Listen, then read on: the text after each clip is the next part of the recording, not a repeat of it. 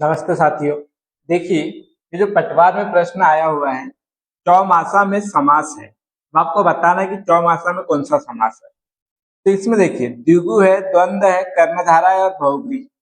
अब इसमें क्या हो रहा है कि बहुत से लोग कह रहे हैं कि इसका द्विगु होना चाहिए और बहुत से लोग कह रहे हैं कि इसका बहुब्री होना चाहिए। ठीक है, तो इसका जो सही आंसर है वो क्या है? बहुब्री है। द्विगु मान सकते हैं इसको, दोनों समाज में ये चौमासा हम रख सकते हैं। लेकिन जो प्रथम प्राथमिकता मिलेंगी वो किसको मिलेगी? बहुब्री समाज को। ठीक है, अब देखेंगे इसको कैसे समझेंगे। मैं आपको प्रमाण भी दूंगा और इस पे तर्क भी दूंगा। तो सबसे पहले तो देखिए, आपको मैं बता देता हूँ चौमासा का अर्थ क्या है शब्दकोश में। जो हिंदी शब्दकोश है उसमें चौमासा का आप शब्द देखोगे तो है चौमासा। इसका हम शब्द देखेंगे कि संस्कृत का क्या है? चतुर्मास। ठीक है, तो इसका जो अर्थ है वर्षा ऋतु के 4 महीने। अब चौमासा का अर्थ क्या है? वर्षा ऋतु के 4 महीने, कोई भी 4 महीने नहीं कहा है। यहाँ देख के रखा है आषाढ़, श्रावण, भाद्र और आश्विन। ये विशेष 4 महीने को क्या कहते हैं? चौमासा कहते हैं। अब देखिए, जैसे आपने कहा कि भाई 4 महीने बाद आना, पैसे ले जाना, तो कोई भी चार आपने जब कहा तब से 4 महीने हो जाएंगे। अगर आपने जनवरी में कहा कि 4 महीने बाद आना, तो जनवरी, फरवरी, मार्च, अप्रैल, अप्रैल के बाद आ जाना। फिर आपने कहा कि चौमासा में आना, तब चौमासा का अर्थ यहाँ क्या निकलेगा? चौमासा का अर्थ निकलता है वर्षा ऋतु, बरसात का मौसम। ऐसा तो नहीं है कि आपने चौमासा कहा तो 4 माह का समूह, मतलब कोई भी 4 माह के समूह में। चौमासा का अर्थ क्या हो गया है? बरसात का मौसम या फिर वर्षा ऋतु। और जब क्या होता है कि अर्थ किसी के लिए रूढ़ हो जाता है तो बहुब्री समास होता है। जैसे हम और उदाहरण देखेंगे, चतुरानन है। अब ये क्या है? 4 आनंद का समूह, 4 है आनंद जिसके। यहां भी क्या कर रहा है? 4 संख्या बता रहा है, समूह को दर्शा रहा है। किसकी? आनंद के समूह को दर्शा रहा है। लेकिन ये रूढ़ किसके लिए हो गया? ब्रह्मा जी के लिए हो गया है। तो ये क्या हो जाएगा? चतुरानंद कहते क्या आता है? ब्रह्मा जी आते हैं। तो ब्रह्मा जी क्या हो गए? बहुब्री समास। वैसे चौमासा कहते वर्षा ऋतु आता है, ना कि कोई भी 4 महीने आते हैं। ठीक है, तो ये भी क्या हो गया? इस पे रूढ़ हो गया, इसलिए क्या हो जाएगा? बहुब्री समास हो जाएगा। ठीक है, और देखेंगे जैसे कि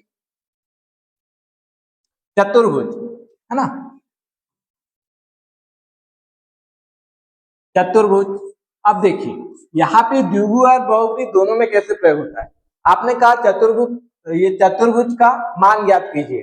ठीक है, तो हम समझ जाएंगे चतुर्भुज मतलब कि 4 भुजाएं दी। तो ये गणित का है, तो ये तब क्या हो जाएगा? द्विगु समास हो जाएगा। अगर हमने कहा चतुर्भुज जी का मंदिर बन रहा है, तो ये क्या हो जाएगा? बहुब्री समास हो जाएगा भगवान विष्णु के लिए। लेकिन चौमासा में ऐसी कंडीशन आ रही कि आप चौमासा बिना किसी वाक्य के कहो, चौमासा के बाद आना या फिर चौमासा में आना। तो चौमासा का अर्थ हमेशा ही क्या निकल रहा है? वर्षा ऋतु निकलता है। लेकिन चतुर्भुज का हम वाक्य में प्रयोग करते हैं। अगर मैथ के लिए कर रहे हैं तो ये द्विगु हो जाता है, भगवान विष्णु के लिए तो बहुब्री। लेकिन चौमासा का ऐसा नहीं है, वो हमेशा ही किस में रह रहा है? वर्षा ऋतु के लिए। ठीक है, जो कि क्या हो गया? इसलिए रूढ़ हो गया, इसलिए क्या हो जाएगा? बहुब्री समास हो जाएगा। अब देखेंगे समास में उदाहरण जो होते हैं किसी भी किताब में, उदाहरण के बेस पे आप ये प्रमाण नहीं प्रस्तुत कर सकते हो कि इस किताब में लिखा है कि यहाँ पे द्विगु दे के रखा है या बहुब्री दे के रखा है, तो उस पर आप इसको साबित नहीं कर सकते। इसके लिए क्या होता है कि इसकी जो परिभाषा होती है, जो पॉइंट होते हैं, उसको आपको क्या करना होता है? आपको उसको बताना होता है कि हाँ भाई ये जो परिभाषा है उस हिसाब से शब्द सही बैठ रहा है। जैसा कि हम देखेंगे, यह है कामता प्रसाद गुरु की किताब, है ना, जो हिंदी के पाणिनि कहे जाते हैं। तो उनकी किताब का पेज है, तो इसमें आप देखोगे किस पॉइंट में क्या लिखा है। 483 पॉइंट है ना? अगर आपके पास है तो आप भी देख सकते हो। कभी कभी एक ही समास का विग्रह अर्थभेद से कई प्रकार होता है। एक ही समास है, उसके कई प्रकार से क्या कर सकते हैं? विग्रह कर सकते हैं। तो उस आधार पर उसका हम समास विग्रह करेंगे तो उसका हम नाम दे सकते हैं। जैसे त्रिनेत्र। अब त्रिनेत्र तो आपको पता है कि भगवान शंकर के लिए है, तो आप कोई भी द्विगु समास नहीं कह सकते। लेकिन कामदेव प्रसाद स्वयं कह रहे हैं यहाँ पे कि त्रिनेत्र शब्द 3 आंखों के अर्थ में द्विगु हो जाएगा। परंतु महादेव के अर्थ में बहुब्री हो जाएगा। लेकिन चौमासा में ऐसी कोई कंडीशन ही नहीं आ रही है कि आप इसको द्विगु कह सको, क्योंकि कोई अर्थ ही नहीं रख पा रहा है। सीधा ये क्या कर रहा है, वर्षा ऋतु का अर्थ रख रहा है। और जब अन्य अर्थ हो जाए, रूढ़ हो जाए, तो क्या होता है, बहुब्री समास होता है। अब यहाँ पे दिया है सत्य व्रत का, ये 2-3 प्रकार से दे दिया। अगर आप सत्य और व्रत कर देते हो तो द्वंद्व समास हो जाता है। सत्य ही व्रत तो कर्मधारय हो जाएगा। अगर आपने कर दिया सत्य का व्रत तो तत्पुरुष हो जाएगा। अगर आपने इसका विग्रह कर दिया सत्य है जो व्रत, तो बहुब्री हो जाएगा। ठीक है, तो इस आधार पे आपको रखना है कि चौमासा जो है वो 100% बहुब्री में आएगा, है ना। अगर बहुब्री ऑप्शन में नहीं है तब आप इसको द्विगु मान सकते हो। चलिए, इसके बाद में ये बहुब्री के उदाहरण है। ये है डॉक्टर राघव प्रसाद, ये डॉक्टर राघव प्रकाश, इनकी किताब का पेज है जिसमें ये बहुब्री के उदाहरण है। ठीक है, तो इसमें चौमासा दिया है, बहुब्री में दिया है। अगर आपको भी बताना है कि किताब में कहीं पे बहुब्री लिखा है तो आप ये प्रमाण दे सकते हो, लेकिन इसकी देने की आवश्यकता नहीं पड़ेगी, क्योंकि आप जो परिभाषा है उसके आधार पर, तर्क के आधार पर अगर आप बताओगे तो उसी में सॉल्व हो जाता है। 4 महीने मास का समूह, लेकिन कौन से 4 महीने, वर्षा ऋतु के।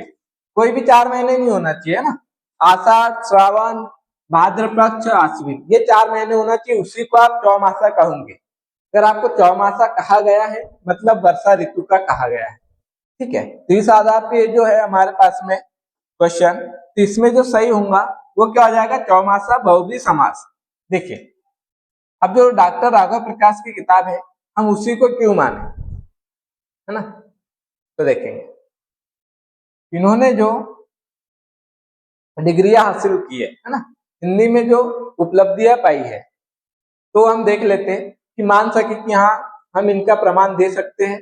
और इन्होंने जो चीजें लिखी है वो वास्तव में एक अच्छे वैज्ञानिक तौर पे मतलब कि समझ के लिखा है। तो देखेंगे कि जो 1970 में जब इन्होंने एमए किया तो प्रथम स्थान प्राप्त करने के साथ में स्वर्ण पदक प्राप्त किया है। ठीक है, और इन्होंने क्या किया है, डिप्लोमा किया है भाषा विज्ञान में, व्याकरण में, हिंदी व्याकरण में, वैज्ञानिक समझ है, साथ में इनकी पीएचडी भी है, और 20 किताबें है ना, प्रमुख 20 किताबें, अभी और भी आगे होंगी तो पता नहीं। ठीक है, और काफी समय से इनकी किताब चल रही है। तो इस आधार पर हम मान सकते हैं कि आज के युग में जो हिंदी के गुरु है वो डॉक्टर राघव प्रकाश सर है। ठीक है, तो इनकी किताब का प्रमाण साथ में जो मैंने आपको कामता प्रसाद गुरु का दिया है, तो आप परिभाषा के आधार पे इसको सिद्ध कर सकते हो। या तो आप ये समझ लो कि जो चतुरानन है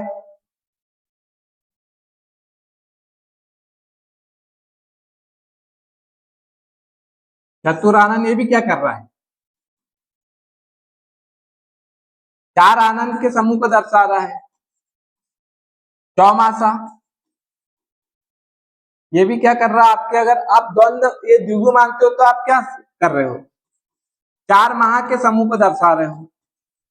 तो इस आधार पर अगर आप इसको द्वंद्व मानोगे तो आप इसको भी द्वंद्व मान लो, 4 आनंद को दर्शा रहे हैं। अगर आप कहोगे कि नहीं इसका रूढ़ अर्थ निकल जा रहा है ब्रह्मा जी, तो इसका भी रूढ़ अर्थ क्या निकल जाता है, वर्षा ऋतु निकल जाता है। ठीक है, तो ये या तो आप दोनों को द्विगु मान लो या फिर आप इसको भी क्या कहो, बहुब्री समास। ठीक है, तो इस आधार पे हम मान लेते हैं ये क्या है, बहुब्री समास है 100%।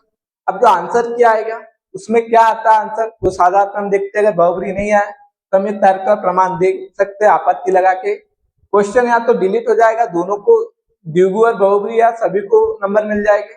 ठीक है, या फिर हम आपत्ति लगा के आंसर को बदल सकते हैं। धन्यवाद।